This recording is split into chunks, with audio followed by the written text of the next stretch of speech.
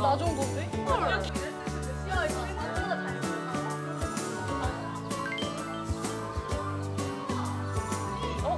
찾았다.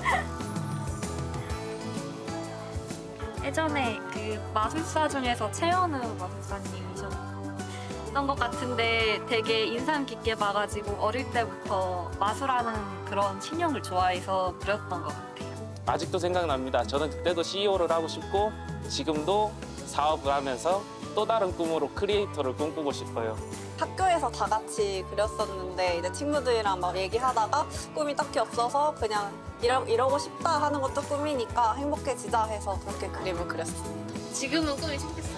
지금은 이제 전공도 있고 하니까 정확하게 꿈은 못 이뤘는데 행복하다는 꿈은 이룬 것 같아요.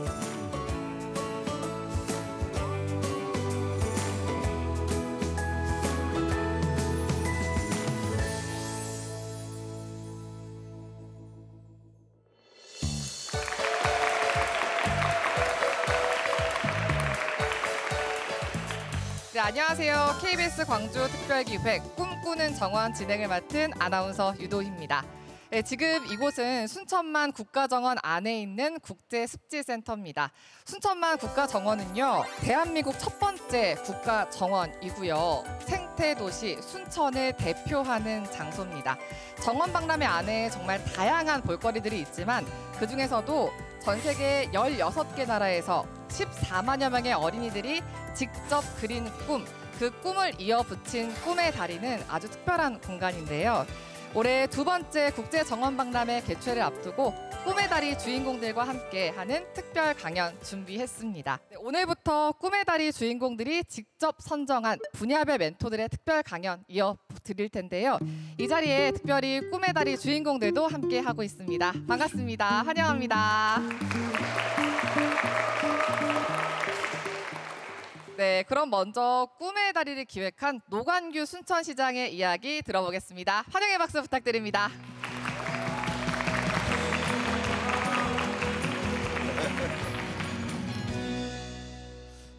반갑습니다. 예, 안녕하세요. 우선 저도 지금 여러 장소에 많이 서봤는데 오늘 되게 떨리네요, 사실은. 제가 오늘 순천시장이기도 하지만 이 정원박람회의 운영위원장이고 제가 이게 설계했던 사람으로서 자리에 섰습니다.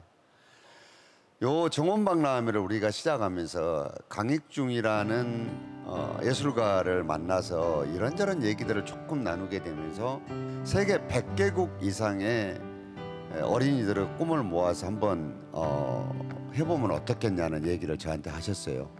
근데 이제 사실은 우리가 16개국에 14만 명 정도 되는 어린 학생들이나 이런 분들이 여기 참여를 했거든요.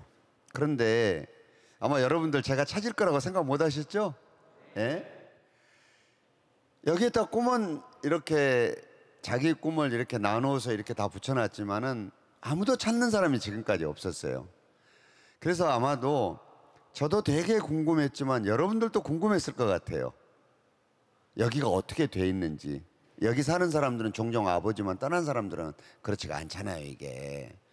자, 우리가 여러분들 꿈은 여기에 이렇게 모든 사람들이 보기에 펼쳐놨지만 과연 이분들을 우리가 찾을 수 있을까? 찾았을 때 어떤 모습일까? 그리고 정말 우리가 찾는다고 그러면 여기에 와주실까? 이런 굉장히 많은 고민들을 하게 됐었어요. 근데 저는 물어봤어요, 한번. 연락이 어떻게 되느냐고. 근데 저희들이 생각했던 것보다 굉장히 많은 분들이 응해주고 고마워하고 그런다는 사실에 제가 굉장한 보람을 느꼈습니다. 여러분들은 작가로서 여기에 꿈을 놓기도 했지만 여기를 찾는 많은 사람들, 그리고 여기에 살면서 또는 여기에 참여해서 이렇게 했을 때 이 도시가 없어지지 않는 한, 이 국가정원이 없어지지 않는 한 여러분들을 응원하고 찾고 있다는 사실을 꼭 한번 기억해 주셨으면 좋겠습니다. 10년 만에 여러분들 다시 모시고 이 박람회장에 모이는 이유는 그 변화된 사회를 어떻게 준비해야 되는지에 대한 해답을 여러분들과 같이 찾으려고 이게 지금 만든 거예요. 그래서 오늘 끝난 다음에 여러분들 여기에서 여러분들이 예전에 가졌던 꿈도 한번 다시 점검을 한번 해보시고, 혹시나 꿈이 변하신 분들은 여기에서 야, 이 꿈이 내가 지금 정말 하고 싶은 것을 내가 마음에 담은 건가 한번 점검해 보시고, 또 여기에서 큰 에너지를 얻어갔으면 좋겠다는 생각입니다. 여러분들이 지금까지 혹시 꿈을 못 이루신 분들은 그 꿈들이 언젠가는 이루어질 거예요. 힘들 때 꼭 여기 생각하시고 포기하지 마세요. 네, 감사합니다. 네, 여러분 다시 한번 큰 박수 부탁드립니다. 야, 저는 많은 내용들 중에서 힘들 때, 꿈을 포기하고 싶을 때 다시 찾아와라, 그리고 여기를 에너지원 삼아서 다시 노력해라, 이런 말이 참 와닿았습니다. 그랬었어요? 네, 10년 전에 꿈의 다리에 직접 그림 그렸던 친구들이 당시에 6살에서 13살 정도였다고 들었는데 지금 이렇게 훌쩍 큰 모습 보니까 어떠세요? 저는 연어가 과연 고향을 찾아 돌아올까 생각했었어요. 더 잘생겨졌어요. 멋있어졌고. 네. 근데 사실 저는 시장님의 꿈도 좀 궁금하거든요. 시장님의 꿈은 저는- 꿈꾸는 순천 어떤 모습입니까? 지금은 순천시장으로서의 꿈은 우리가 이 대도시에 자꾸 끌려다니는 우리 고향 중소도시가 아니라 우리 고유한 개성을 가지고 우리가 잘할 수 있는 것을 가지고 여러분들이 사는 세상에 주춧돌이라도 좀 놨으면 하는 게 제 꿈입니다. 예. 네, 꿈의 다리 10년 후도 기대해 보겠습니다. 오늘 좋은 이야기 감사합니다. 고맙습니다. 감사합니다. 다시 한번 큰 박수 부탁드립니다. 자, 그럼 지금부터 KBS 광주 특별기획 꿈꾸는 정원 첫 번째 강연을 시작해 보겠습니다. 첫 번째 꿈꾸는 정원의 강연자는요, 우리나라를 정말 사랑하는 벨기에 청년이자 지구 환경 지키기에 열심인 분입니다. 줄리안 씨를 소개합니다.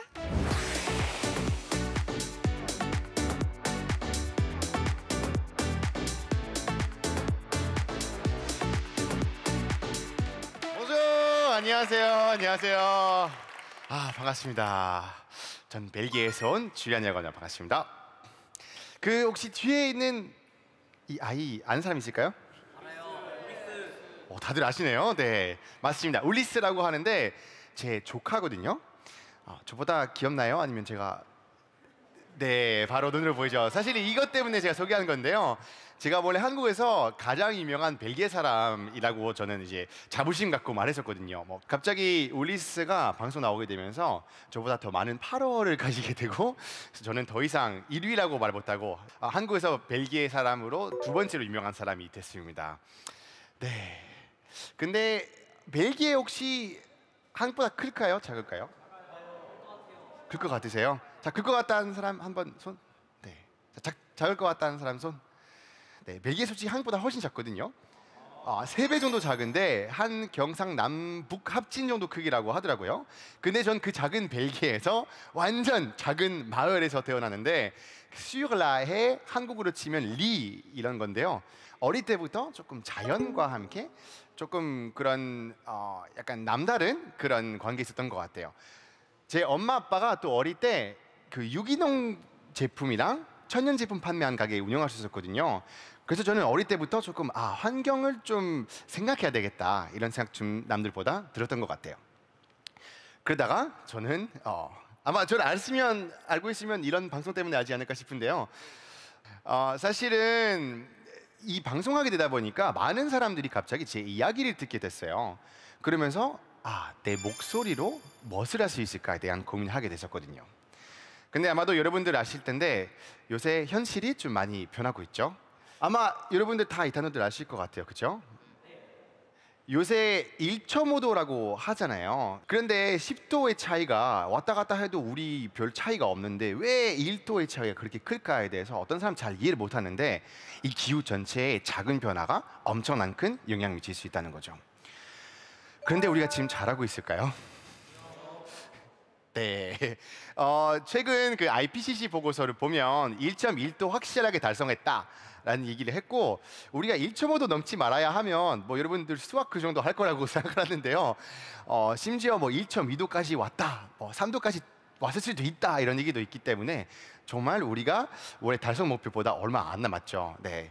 그런데 요새 우리가 그 에너지 전환이라고 얘기 많이 하고 있잖아요. 그렇죠? 막 신재생 에너지로 가자 이런 얘기를 하고 있는데 제가 되게 놀라웠던 그래프 하나 가져왔어요. 여기 지금 보시게 되면 그 우리가 지금까지 사용했던 에너지들 종류를 그리고 얼마나 사용했는지를 보여주는 그래프예요. 밑에 보시면 이 녹색으로 된 게 나무예요. 이제 주로 바이오매스로 하긴 하거든요. 근데 바이오매스를 이제 데워서 에너지 만드는 거예요. 지금 보시면 한 번도 이게 줄어간 적 없고 심지어 지금 더 많이 사용하고 있죠. 자, 그 바로 위에 석탄이에요, 석탄. 근데 지금 보시면 한 번도 석탄이 줄어간 적은 없고 올라가기만 했어요. 그 다음에 위에는 석유, 그 위에는 가스, 그 위에 수력, 그 또 위에 가면은 이제 원자력이고 그리고 맨 마지막에 핑크색으로 보이시는 거 있죠? 그거는 신재생 에너지예요. 그러니까 신재생 에너지가 생겼는데 어떤 에너지를 전환하지 않았고 더 쓰기만 바빴던 거죠. 그래서 이거 보면 예감이 잡히실 것 같은데 상황이 싹 그렇게 좋진 않죠. 그런데 이게 기후위기라는 게 기차랑 좀 비슷한 것 같거든요. 저는 순천 왔을 때 KTX 타고 왔는데 자, 기차역 도착하기 전에 어떻게 하죠? 갑자기 막 쥐 하고 막 멈추죠. 갑자기 확 브레이크 밟고 멈추지 않잖아요. 근데 기후위기랑 똑같이 우리가 오늘 브레이크 밟는다 해도 당장 내일이 온도 상승이 멈추지 않을 거예요. 그래서 우리가 빨리 브레이크 밟아야만 역에 도착할 수 있겠죠. 그런데 한국이 솔직히 굉장히 기후위기의 취약 나라 중 하나라고 생각하셔야 될 것 같아요. 한국이 사면 다 바다잖아요, 그렇죠? 다양한 학자들이 이제 자 우리가 이 정도 온도 올라갔을 때 해수면도 이 정도 올라갈 거기 때문에 한국은 이 정도 약간 피해갈 거다라고 이제 여러 가지 단계, 여러 가지 이제 약간 그 연구를 했거든요. 그런데 한국이 일단 첫 번째 단계 이미 지났다고 해요. 그러니까 우리가 이미 첫 번째 단계 달성하지 못할 거고. 그런데 지금 우리가 계속 가면 지금 파란색으로 보이시는 모든 지역들이 지금 침수 지역이 달할 수도 있다는 거죠. 근데 지금 보시면 인천항, 공항, 부산항도 굉장히 지금 자기가 크게 있을 수 있기 때문에 단순히 그냥 동물들 부상하다 아니라 경제 자체도 조금 큰 영향 미칠 수도 있다는 거죠. 그러니까 우리가 정말로 조금 진지하게 생각할 필요가 있다라고 생각하시면 될 것 같아요. 근데 왜 가만히 있을까요? 저는 이게 참 의문이에요. 여러분들도 그렇지 않아요? 아니 막 다들 알고 있잖아요. 아니 뭐 기후위기가 심각하다고 하는데 막 보면 그렇게까지 열심히 하는 것 같지 않거든요. 대응 보면. 제가 봤을 때 이게 현실로 느껴지지 않아서 그런 것 같아요. 아이 뭐 기후위기는 뭐 어차피 뭐 어제 추웠는데 뭐 그렇게 뭐 약간 이렇게 생각하는 사람 되게 많거든요. 2년 전에 2021년도쯤에 벨기에에서 홍수가 엄청 크게 났었거든요. 근데 저는 그때 한국에 있었기 때문에 막 그렇게 몸으로 안 와닿았었어요. 홍수 났구나, 심각하구나 정도였는데 그래서 저는 이거 한 번쯤 느껴보려고 벨기에 가는 김에 그 피해 지역 보러 갔었거든요. 근데 이게 제가 찍었던 사진인데 자, 이 집 보면 한 100년 가까이 그 상태로 잘 유지해왔을 집일 거예요. 이 건축 방식 보면. 근데 요새 기후위기로 인한 엄청난 홍수가 생기다 보니까 하루아침에 갑자기 이렇게 파괴되고 말았죠. 그래서 저는 거기 있던 사람하고 잠깐 얘기 나눠봤는데 벨기에 사람답게 맥주 마시고 있죠. 네. 저한테 어떤 얘기냐면 전쟁터 같았다. 그러니까 솔직히 이런 풍경이 전쟁터 아니면은 우리가 쉽게 상상 못하는 그런 풍경이죠. 그래서 그때 저는 약간 울리스의 미래를 걱정하게 됐었습니다. 제가 그 어느 날 패션쇼 보러 갔었어요. 근데 패션쇼 보러 가면 그럼 옆에다가 막 물병 주고 막 펌플렛 주고 뭐 선물 같은 것도 주기도 하고 그리고 딱 끝나고 나서 사실 거기 있는 카펫도 확 드러내서 버리는 경우가 되게 많아요. 저는 그거 모르고 있었어요. 그런데 갑자기 주차장으로 갔더니 쓰레기가 너무 많이 쌓여 있는 거예요. 폐기 버리는 공간에서. 그래서 갑자기 나는 왜 텀블러 들고 다니지? 나는 왜 이렇게 열심히 하지? 아니 이렇게 1시간 만에 쓰레기 많이 만들 거면 내 작은 실천이 이미 있을까? 걱정하게 되면서 저는 기후우울증을 그때 좀 앓게 됐어요. 그런데 저는 다시 희망을 찾게 됐던 계기가 있었어요. 근데 이 계기가 이 다큐 봐서 그런데요. 자, 혹시 이 오른쪽 남성 누군지 여러분 아세요? 일론 머스크. 네, 아닙니다. 자, 또. 네. 웬만하면 여러분들보다 좀 나이 있는 사람들하고 만나면 다 아시더라고요. 네, 그래서 오늘 약간 이 나이 차이가 좀 느낄 수 있는 순간이었는데요. 알놀드 슈와제네거라는 이제 미국 배우인데요.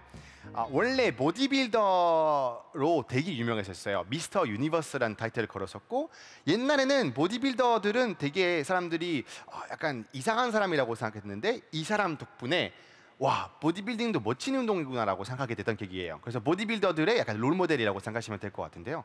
이 다큐가 전혀 환경이라거나 뭐 자연, 뭐 동물 멸종 대한 내용 아니라 운동에 관련된 내용이었는데요. 전 이거 보고 갑자기 희망 가시게 왜 됐을까요? 자, 여러분 채식하면 운동할 수 있을 거라고 생각하세요? 자, 이 사람이 아침에 뭐 먹게 생겼습니까? 옆에 있는 소 먹게 생겼죠? 이 사람이 채식주의자예요. 네, 스트롱맨 하시는 분이거든요, 이분도.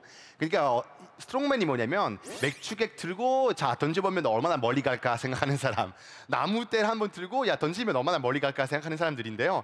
근데 이 사람은 채소만 먹고도 기록 세우고 기네스북에도 기록 세우는 사람이에요. 그래서 저는 약간 뒤통수 맞은 느낌이었어요. 아니 이거 안 먹어도 운동 가능하나? 저는 약간 채식하면 그러니까 요가 정도는 할 수 있겠지 싶었지만 그 이상 아닐 거라고 생각했는데, 거기서 이분들도 나오는데 다 채식주의자예요. 왼쪽에 계신 분 심지어 고기라는 거 한 번도 평소에 먹은 적도 없는데 몸이 이렇게 만들었던 거예요. 그래서 저는 아니 이게 가능해? 의문이 들게 됐었고, 그리고 여기 지금 보시면 테니스 요새 한국에서 조금씩 이제 유행하기 시작했는데, 이 테니스 가장 유명한 대회 때 결승전 때 1, 2위 다뤘던 사람들 둘 다 비건이었어요. 그래서 고기 먹어야만 건강하다, 고기 먹어야만 우리가 운동 잘할 수 있다는 것이 사실 맞지 않다라는 것을 알게 되고 갑자기 뒤통수 맞은 느낌이었어요. 그러면서 연구를 하기 시작하고 공부하기 시작했는데 제가 생각했던 것보다 훨씬 영향이 컸었던 거죠. 가디안이라는 매체가 있어요. 연구 매체인데 거기서 자 우리가 똑같은 돈 들여서 어떤 분야에 투자했을 때 이만큼의 온실가스 효과 이제 그 절감을 볼 수 있다라는 이제 연구를 했었는데요. 압도적으로 제일 위에 있는 게 대체육이었어요. 그러니까 전기차가 지금 보시면 중간쯤에 있는데 전기차에 들어가는 똑같은 돈보다 대체육에 들어가는 돈이 지금 훨씬 더 많은 온실가스 절감한다는 얘기였었어요. 저는 이거 보고 좀 의문이 들었는데, 지금 이제 숫자를 보면 온실가스의 20% 이상 정도 다 축산업으로 인하다는 얘기가 나왔었던 거예요. 그래서 너무나 큰 거거든요, 그게.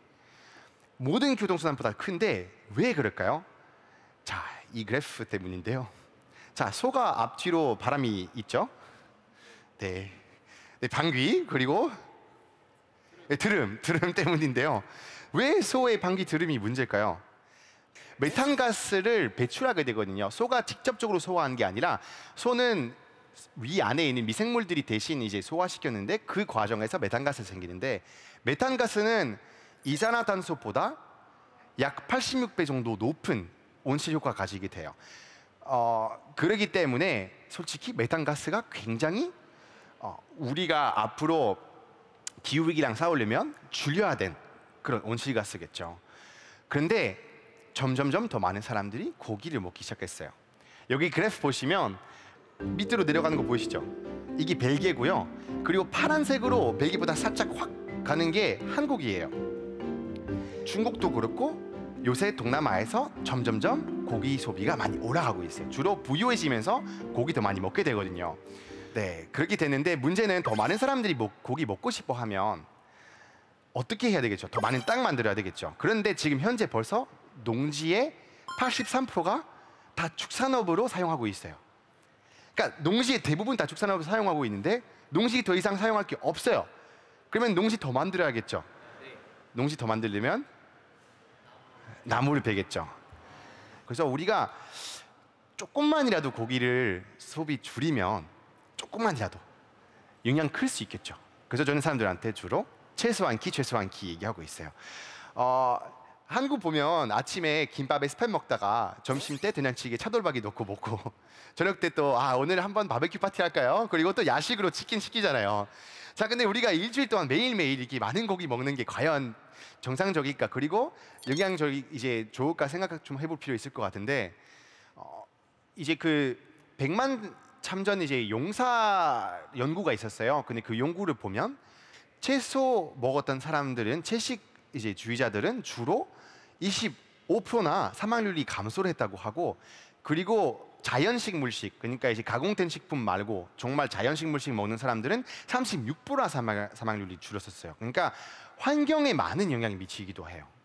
그 얼마 전에 그레타 툰버리 냈던 책이 있어요. 진짜 추천해요. 너무 좋은 책인데 아직 한국어로 번역 안 되긴 한데 곧 번역될 거예요. The Climate Book이라고 해가지고 기후의 책. 학자들을 모집해가지고 각 분야마다 한 파트를 맡아서 정말 엄청 깊게 들어가는 책인데요. 446페이지가 있는데 먹거리에 대한 얘기가 3페이지밖에 안 나왔어요. 그러니까 환경 활동하는 사람들도 많이 안 하고 있는 거예요. 근데 저는 이거 다 듣고 갑자기 내가 얘기해야 되나?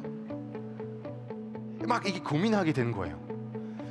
그리고 나는 내가 나서서 하면 명분이 있나? 나는 뭐 환경 운동가도 아닌데 그래서 저는 솔직히 되게 망설였어요. 그런데 그래도 나는 목소리가 있기 때문에 해야 되겠다. 그래서 저는 이 플랫폼이 있었는데요. 그 약간 서로 소통하는 플랫폼을 통해서 제가 월요일의 채식 토크라는 방송 만들어가지고 6개월 동안 제가 운영했었어요. 그래서 그때 다양한 사람들 많이 초대했는데 뭐 채식하시는 의사들도 모집했고 또 이 단지양 보시면 여성 보디빌더인데요. 다 채소 먹고 만든 근육이거든요. 팔뚝쪽보다도 훨씬 좋으시더라고요. 그리고 다양한 뭐 환경 운동하시는 분들이라거나 뭐 한국도 사찰 음식 유명하니까 그런 유명한 스님도 모집해가지고 함께 얘기하고 공부하는 시간 전 가지게 됐어요. 그러면서 되게 놀라웠던 게 처음에 나는 나서는 게 좀 두려웠는데 나서다 보니까 사람들이 더 나서줘라 계속 얘기하면서 제가 점점점 더 많은 얘기하게 됐던 것 같아요. 그러니까 우리가 다 할 수 없잖아요, 그렇죠? 근데 모두가 뭔가를 할 수 있는 거예요. 그래서 저는 많이 활동하게 됐는데 여러분 플로깅 혹시 들어보셨어요? 해본 사람? 오, 몇 명 계시네요. 네, 플로깅은 되게 간단한 거거든요. 스웨덴어로 줍다, 플로카업이고 그리고 조깅 합성어로 해서 플로깅 만든 거예요. 한국에서 줍킹이라고 하기도 한데 얼마나 쉽냐면 여러분 뛰시다가 쓰레기 보이시면 주우면 됩니다. 정말 이게 플로깅이에요. 근데 저는 플로깅 하면서 진짜 신기한 것도 많이 찾았는데 왼쪽 보이시는 게 노트북이거든요. 한강 안에 노트북이랑 마우스 이렇게 있는 거 찾아본 적 있고 핸드폰을 한돌 자르는 게 아니고요. 그리고 자, 왼쪽이 뭘까요, 여러분? 컨테이너? 냉장고 맞습니다. 그런데 이 플로깅 하는 게 너무 재미있고 특히 저는 어린 친구들하고 하는 게 너무 재미있는 게 보물찾기라고 생각하게 되더라고요. 제 조카들하고 해보면 갑자기 막 하고 삼촌 나 근거 찾았다 하고 와 사람들이 쓰레기 줍는 게 이렇게 열광할 수 있구나라고 느낄 수 있게 되는 것 같은데 여러분들도 한번 플로깅 하는 게 너무나 추천드려요. 왜냐면 한 번 하면 바로 그게 그동안 내가 막 쓰레기 덜 만들어야지 했던 고민들이 확 사라지고 되게 열심히 하게 되는 그런 환경 실천하게 되는 것 같아요. 그래서 저는 이거를 더 나누고 싶었는데 그래서 제가 이제 주한 외국인 자원봉사 센터라는 거 만들게 됐어요.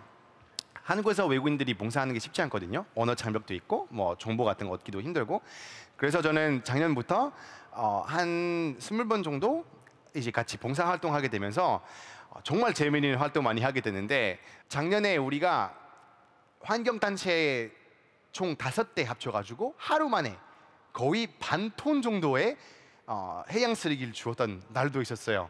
진짜 보람찼어요. 왼쪽 보시면 전, 오른쪽 보시면 후거든요. 이랬던 바다가 사람들이 모이니까 돌이게 됐어요. 원래 반대잖아요, 그죠? 사람이 모이면 이렇게 되는데 반대가 됐었던 거예요. 자, 또 우리가 할 수 있는 환경운동 바로 제로 웨이스트. 자, 과연 사람이 0 쓰레기까지 만들 수 있을까요? 불가능하죠. 그러니까 최대한 줄여보자 이런 뜻으로 제로 웨이스트라는 이제 환경 실천이 생기게 됐는데 여러분 이런 고민할 때 있지 않아요? 가끔씩 과자 사놓고 내가 무엇을 샀지? 요새 막 지소판, 과자판이라고 하기도 하고 가끔씩 아니 나는 이 쿠키를 먹고 싶은데 겉에다가 봉투를 뜯은 다음에 트레이를 꺼내고 도대체 내가 얼마나 못 먹게 하려고 이렇게까지 보장하나 생각했을 수도 있을 것 같아요. 그래서 이런 고민으로 시작해가지고 생긴 것들은 바로 제로 웨이스트 샵들인데요. 제로 웨이스트 샵 같은 경우는 벌크로 팔아요. 그러니까 대량으로 파는 거거든요. 소분해서 사람들이 알아서 가져갈 수 있는 건데 한국에서도 그런 가게들 많이 생기긴 했는데 유럽에서 진짜 많아요. 그래서 여기 보신 것처럼 뭐 초콜릿, 뭐 쌀 이런 것들은 자기가 직접 용기 가져가서 안에 담아가지고 그 무게만큼만 가져가는 거거든요. 솔직히 우리가 그 패키지까지 사게 되는 거 오히려 저희한테 안 좋은 게 우리가 돈 내는 거잖아요, 그죠? 이 패키지랑 이런 것들은. 그래서 오히려 이렇게 사는 게 더 쌀 수가 있어요.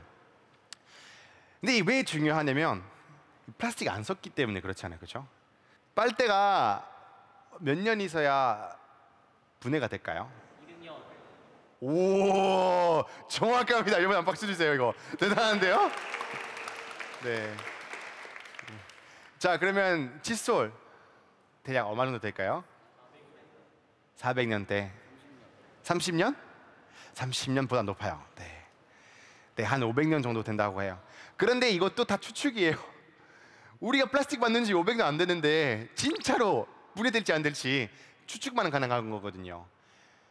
그래서 우리가 진짜로 이런 거 덜 만드는 게 중요한데 제로 웨이스트 철학이 뭐냐면 이 5R 안에 있는 거예요. 첫 번째 R, 거절하라. 그러니까 불필요한 선물은 거절하라. 가끔씩 우리가 꼭 뭐 받고 싶지 않은 것도 받게 될 때가 많거든요.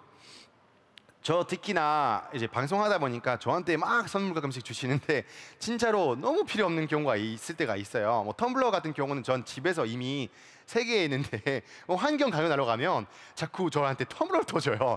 아니 사람이 텀블러 도대체 몇 개 쓸 수 있습니까, 여러분? 100개 쓸 수 없잖아요, 그죠? 그리고 에코백 진짜 나는 이거 앞으로 안 만들어야 된다고 봐요. 온 친구에 있는 사람들 모든 한 명당 1개 정도 있을 정도로 다 만들었을 거라고 판단되기 때문에 안 만들라고 생각하는데 이런 것 좀 거절하는 거. 두 번째는 줄여라. 거절하지 못하면 아니면 좀 더 줄여라. 어떻게 내가 좀 쓰레기 줄일 수 있을까에 대해서 생각해 보는 거죠. 세 번째 재사용. 재활용 아니라 재사용. 솔직히 다시 써도 되는 것들 되게 많단 말이죠. 그래서 다회용기 사용한다거나 이런 것들 사용해서 재사용할 수 있는 것들 사용해 보라는 거죠. 그 다음에 네 번째는 재활용. 잘 안 되면 재활용하라. 근데 솔직히 재활용률 되게 좋거든요. 그리고 마지막은 섞여라. 이거 직접 여러분 할 수 없겠지만 구매했을 때 조금 더 잘 섞이는 걸로, 생분해 잘 되는 걸로 해서 그런 플라스틱들은 오랫동안 환경에 있지 않도록 해보는 거죠. 자, 그리고 또 얘기드리고 싶은 것은 이 생태계 도시에 대해서 좀 얘기하고 싶은 거예요. 자, 겐트라는 도시가 벨기에 있는 도시인데 저는 약간 환경에 대해서 관심 가지다 보니까 도시들이 어떤 활동하고 있냐에 대해서 되게 궁금해졌고 솔직히 많은 사람들한테 주로 예시를 많이 들고 있어요.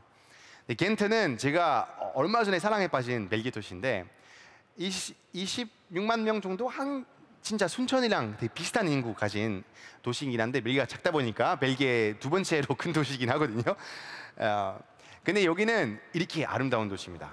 중세시대 때부터 굉장히 부유했던 곳이기 때문에 건물도 너무나 아름답기도 한데 이 도시의 아름다운 이유 또 하나 있는 게 바로 환경을 위한 도시, 생태계 도시라는 거죠.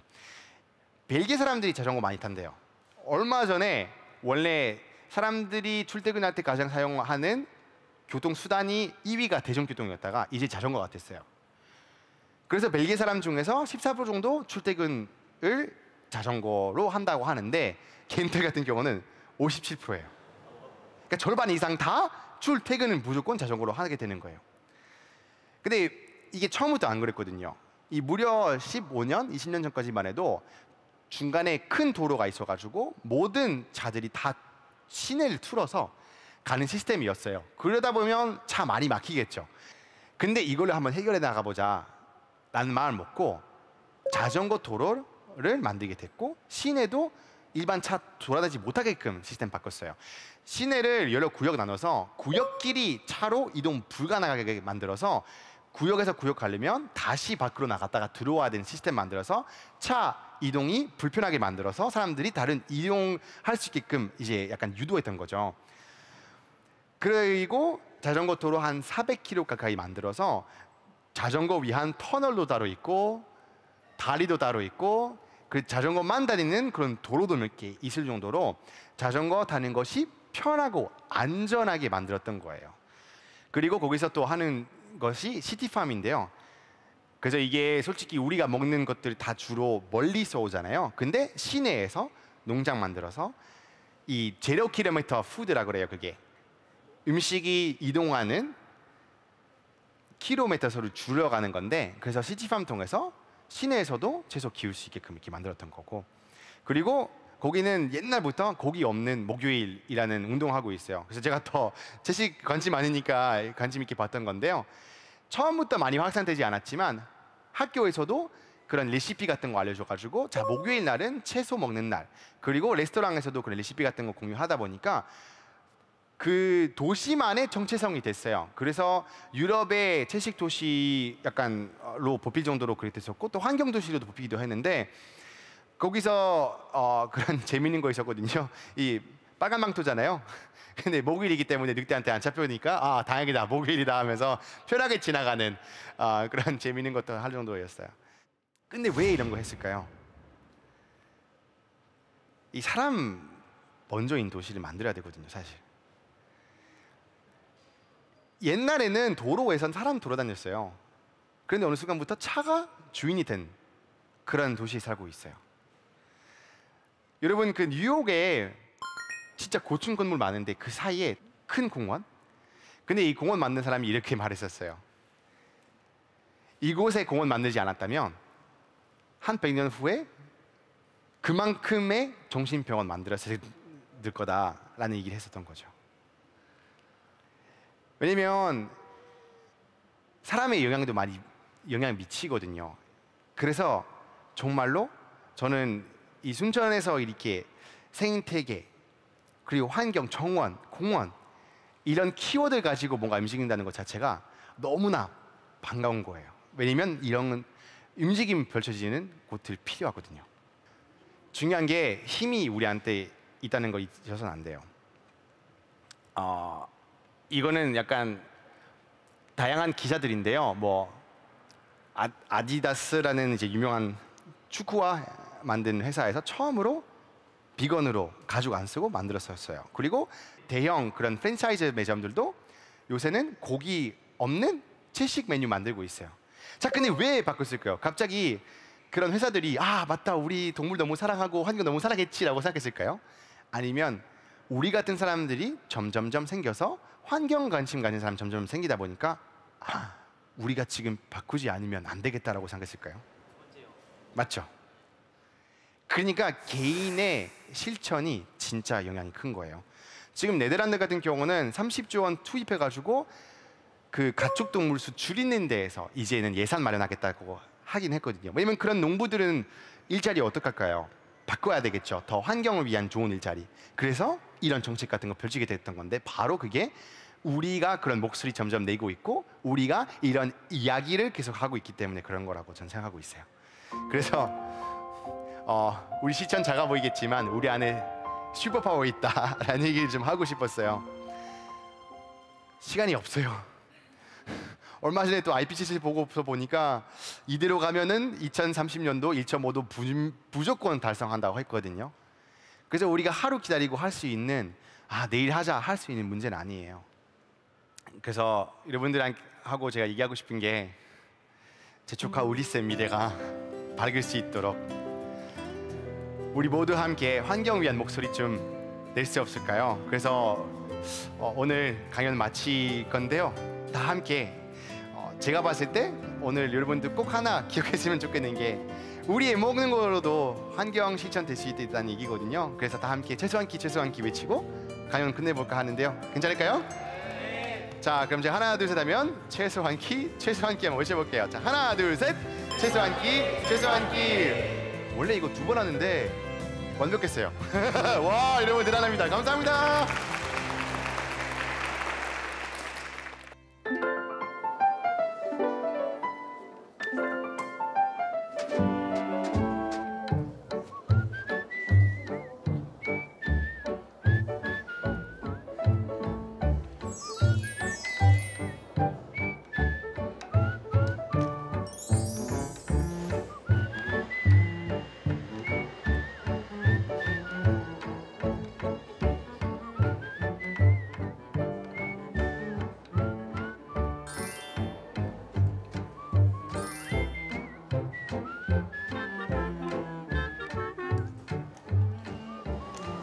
나무 칫솔 그거 신기해가지고 한번 써보고 싶어요. 빨대인데 고무로 돼서 반으로 분리가 되는 물건이었거든요.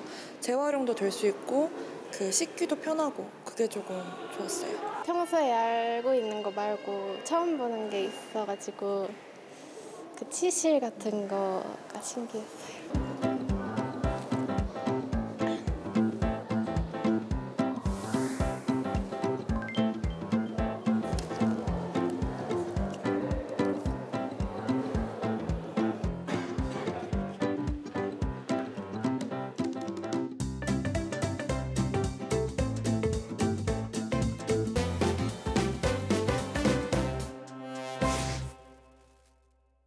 네, 진짜 강연 잘 들었습니다. 저도 그렇고 아마 여러분도 그렇고 방송인으로만 많이 알고 있었는데 환경운동이 이렇게 진심인지 몰랐어요. 제가 이력을 몇 개 봤더니 유럽연합 기후행동 친선대사에 또 주한 외국인 자원봉사센터를 직접 만들어서 환경 캠페인도 다양하게 하시고 또 올해는 국회 기후변화 포럼에서 녹색 기후상까지 받으셨더라고요. 그러니까 진짜 말만 하는 게 아니라 행동으로 보여주시는 것 같아요. 환경 보호를. 맞아요. 그러니까 진짜로 말만 하면 어차피 진정성 없잖아요. 그래서 나는 사람들한테 이야기를 하려면 내가 뭔가를 만들어야 되겠구나. 나만의 스토리 있어야 되겠구나. 그래서 더 열심히 하게 됐던 것 같아요. 근데 확실하게 뭔가를 하니까 할 말도 많아지고 그리고 더 많은 기회를 보이거든요.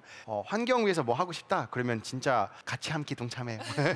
네, 오늘 강연에서도 우리가 같이 동참할 수 있는 환경 보호 방법 많이 네. 알려주셨는데 저도 가장 기억에 남는 게 채소 한 끼, 최소 한 끼였어요. 그리고 채식을 하는 보디빌딩 진짜 신기했거든요. 저도요. 처음에 봤을 때 네. 맞나 하고. 그러니까 음식이랑 환경이 이렇게 영향이 큰지 몰랐어요. 관련이 있는지. 근데 제일 중요한 것은 모두 다 채식주의자 되는 건 아니라 우리 모두가 조금 줄여가는 것이거든요. 100년 전에 솔직히 고기를 누가 이렇게 많이 먹었을까요, 여러분? 맞아요. 왕도 이렇게 고기 많이 먹는 게 쉽지 않았을 거예요. 그래서 우리가 지금 너무 많이 먹고 있는 게 문제인 것 같아요. 네, 오늘 줄리안 덕분에 우리 모두가 다 같이 채소 한 끼 정도, 최소 한 끼 먹으면 좋을 것 같습니다. 우리가 오늘 강연 시작하기 전에 줄리안에게 궁금한 점을 이렇게 적어봤어요. 이렇게나 많이. 네, 이렇게 감사합니다. 적어봤는데 가장 많이 보이는 거는 아무래도 팬이에요, 사랑해요가 가장 많이 적혀 있고 이윤서님이 저는 고등학교 사회동아리 부장인데 학교 안에서 고등학생들이 할 수 있는 환경 캠페인 아이디어 추천해 주세요라고 하셨습니다. 어떤 게 있을까요? 학교에서 할 수 있는 게 많을 것 같긴 해요. 도시에서는 뭐 매주 한 번 정도 채식하는 그런 급식하는 경우도 있고 하니까 그런 것도 좋을 것 같고 그리고 종이 같은 거라거나 이런 거 아낄 수 있는 방법에 대해서도 생각해보는 게 좋을 것 같아요. 요새 되게 신기한 게 그 스탬플러 있잖아요. 스탬플러 하면 쇠로 주로 하잖아요. 근데 요새는 그런 거 심 없는 스탬플러도 나왔어요. 그러면은 이거 할 때마다 심 안 쓰게 되니까 자원을 아끼게 되는 거죠. 그런 것도 할 수 있을 것 같고 그래서 작게 우리가 할 수 있는 것들이 은근히 되게 많거든요. 그래서 이런 것들 좀 학교 선생님이랑 같이 제안해 봐가지고 한번 해보는 거 좋을 것 같고 또 고등학생 친구들이니까 플로깅하는 것도 괜찮겠네요. 아직 안 해보셨어요? 진짜로 플로깅 하는 게 너무너무 재밌기도 하고 운동도 되고 사람도 많이 만나고 그러기 때문에 완전 추천드립니다. 그거는 꼭 한번 해보시는 거 너무 좋고 또 하게 되면서 많이 느끼게 되거든요. 네, 동아리는 혼자가 아니라 같이니까 다 맞아요. 같이 플로깅 한번 해보는 것도 좋을 것 같네요. 하나 더 볼게요. 비건 김현지님이 비건식이 정말 채식이 환경에 정말 도움이 주는 게 맞나요? 오히려 채식이 동물을 더 해친다 이런 영상을 본 적이 있대요. 이거 사실인가요? 우리가 먹는 것을 어떤 방법으로서도 100% 환경에 무해하게 키울 수가 없어요. 자, 소고기 1kg 만들기 위해서 공유 몇 킬로 필요할까요, 여러분? 몇 킬로 필요할까요? 500kg. 그렇진 않습니다. 다행히. 그랬으면 진짜 이미 지구가 멸망했을지도 몰라요. 11kg 필요합니다. 11kg 정도 필요해요. 그러니까 가장 중요한 게 뭐냐면 이심을 해야 되는 거예요. 저도 이심하거든요. 저도 이 다큐 보고 맞다 하고 했던 건 아니라 다양한 연구를 많이 봤어요. 특히 연구 중에서는 틀린 연구도 되게 많아요. 그리고 이 사람들이 왜 얘기할까도 봐야 되는데 소 한 마리 키우기 위해서 더 많은 자원이 필요하기 때문에 이거는 앞뒤가 맞지 않은 부분이긴 해요. 그래서 저도 처음 봤을 때 이거 맞나 하고 찾아보니까 아닌 게 됐던 거죠. 네. 그리고 우리 혹시 여기에 목 적었는데 강의 듣다가 갑자기 궁금한 점 생긴 친구들도 있을 것 같아서 자유롭게 질문 받아볼게요. 손 들어주시면 저희가 마이크 전달해드리겠습니다. 네, 여기. 자기소개 먼저 부탁드릴게요. 안녕하세요. 저 여수에서 온 정휘건이라고 합니다. 줄리안 유튜브 되게 잘 보고 있습니다. 감사합니다. 가끔 가다가 고기가 정말 너무 생각날 때가 있잖아요. 혹시 그런 고기의 유혹을 어떻게 이겨냈는지랑 그 친환경 제품이라고 막상 해서 샀는데 보면은 막 안에 포장돼 있고 트레이 들어 있고 그 안에 또 포장돼 있는 그 이른바 그린워싱을 하는 기업들의 제품들이 있잖아요.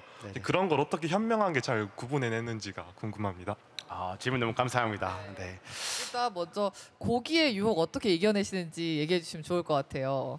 이것을 왜 하냐가 중요한 것 같아요. 내가 왜 채식하고 있지? 자기 스스로 힘들게 하려고 하는 거 아니거든요. 그래서 저는 100% 비건 되라는 것은 사람한테 절대적으로 강요해서는 안 된다고 생각해요. 저도 처음에 유제품 먼저 끊었었어요. 그리고 어느 순간부터 아예 안 마시고 싶은 순간이 오더라고요. 그래서 자기가 혹시나 어느 날 고기 먹고 싶으면 저는 고기 먹어도 된다고 생각하고 있어요. 대신 먹을 거면 조금 양이 줄여가면서 하는 거 좋고, 그런 말이 있거든요. 비건의 가장 큰 적이 뭐냐면 맛 없는 비건 음식이다. 맛있으면 끝나거든요. 전 많은 사람들이 채식 나 못한다 했다가 제가 한번 맛있는 집 딱 들어가면 오 맛있는데? 하고 남의 저 안 부르고 또 가더라고요. 나쁜 사람들. 내가 소개했는데. 그래서 정말 한번 맛있는 것들 점점 더 생기다 보면 점점점 본인이 좋아하는 비건 음식 생기면 더 하는 게 수월할 거예요. 그래서 너무 스스로 힘들게 하지 마세요. 네, 또 방금도 얘기해 주셨는데 친환경이 아닌데 친환경인 것처럼 홍보하는 그린워싱에 대해서는 어떻게 생각하세요? 저도 가끔씩 막 환경 컨퍼런스라고 했는데 다들 막 일회용 다 채식 당연히 없고 이런 경우가 너무나 많아요. 그런데 많이 좋아지고 있는 건 사실인 거예요. 왜냐면 방금 얘기했던 것처럼 이거 그린워싱이다? 지겨가는 사람 많아졌거든요. 옛날 같았으면 환경적이다 그랬으면 사람들이 그냥 환경적인가 보다 하고 그냥 받아들였단 말이죠. 요새는 안 그래요.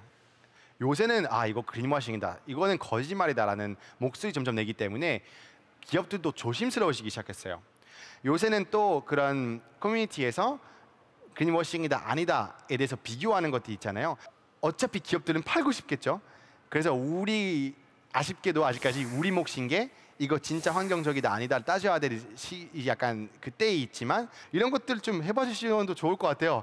사봤는데 알고 보니까 패키지 너무 많았다. 딱 올리면 사람들도 이건 별로 안 좋네라고 하고 그 기업 바뀌겠죠. 그래서 한번 이렇게 해보는 것도 추천드리는 겁니다. 네, 너무 멋진 퓨전한 거리에서 한번 이번 박수 한번 쳐주면 안 될까요? 진짜 멋져요. 네, 혹시 또 다른 질문 있을까요? 손 들어주시면 저희가 마이크 전달해드리겠습니다.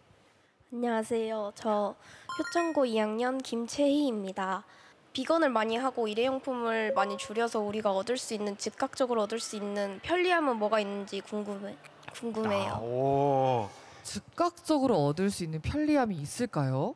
아직까지 솔직히 불편할 때예요. 처음 하는 사람들 항상 불편하죠. 저에게 굉장히 큰 약간 생각의 변화 줬던 순간이 언제였냐면 아까 그 운동 관련 다큐 있잖아요. 그 감독님을 제가 정말 너무 감사하게도 제가 했던 토크에 와서 저희한테 얘기를 했었어요. 다 100% 바뀔 때까지 기다리면은 이거는 너무 힘이 빠진다. 그렇지만 티핑 포인트라는 순간이 와요. 티핑 포인트가 언제냐면 10%예요. 사회 변화 보면 10%의 사람들이 관심 가지게 되는 순간부터 가속이 붙어요. 근데 이런 거는 처음에 불편함을 안고 가는 사람이 있기 때문에 그 다음에 모두가 편할 수 있기 때문에 저도 그래서 조금이라도 불편하더라도 이 편리함 얻을 수 있는 부분 하려고 하고 있어요. 지금 우리가 조금 고생하면 몇 년 뒤에, 10년 뒤에 환경운동 모두가 다 하고 있지 않을까라는 생각하고 있어요. 네, 답변 잘 들었습니다. KBS 광주 특별기획 꿈꾸는 정원 일부 강연 마칠 시간입니다. 다음 시간에는요, 특별한 과학자분을 모셨습니다. 아주 재미있고 쉽게 과학을 이야기해서 과학의 대중화를 꿈꾸는 분이죠. 이정모 관장의 강연 준비되어 있습니다.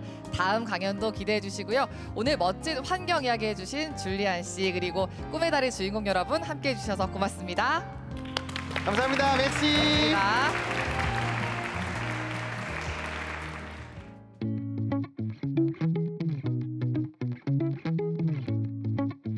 환경에 대해서 다시 한번 생각해 볼 수 있었고 플로깅 그거 한번 해보고 싶었어요.